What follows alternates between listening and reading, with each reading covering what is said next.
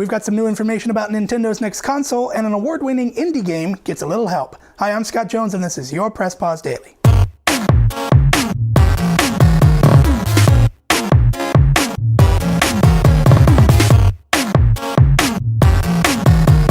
Wii U has been on gamers' radar for about a year now, and we can now tell you when you should be able to get your hands on it.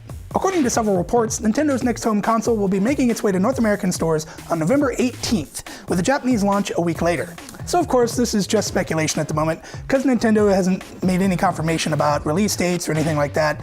We probably won't know anything more until E3 in June. One thing we do know is that several anonymous developers who've had their hands on the machine for a little while now are saying it's kinda weak compared to the current gen's PS3 and Xbox 360. Now, one developer said there aren't as many shaders, it's not as capable. Sure, some things are better, mostly as a result of being more modern design, but overall, the Wii U just can't quite keep up. I know a lot of people are still on the fence about whether they're going to pick one up, because basically it just kind of seems like a Wii upgrade. But you know what? I'm willing to wait until E3, until I make my final decision. Hopefully Nintendo can win over skeptics. One of the most interesting indie games on display at this year's GDC was the non-Euclidean first-person puzzle game Antichamber, and we've got some good news about the production. It was announced that Antichamber would become the 7th title to receive funding from the Indie Fund, which was created to help deserving indie game developers finish their games and help bring them to market.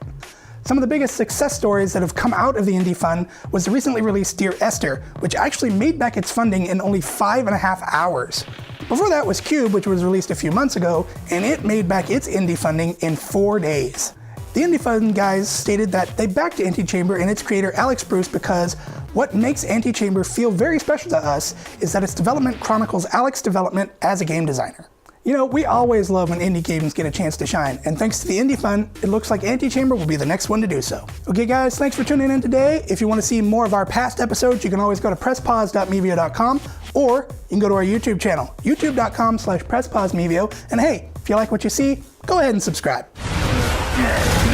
You know what's even better than video games? Saving money. Need new ink cartridges for your printer but don't want to pay outrageous prices? Then head over to 4inkjets.com. You'll save money over going to a store, and if you use our code, you'll save even more. Just use our code PAUSE and save 10% off any order, and if you spend more than $50, you'll get free shipping. The code's right there. What are you doing? Save!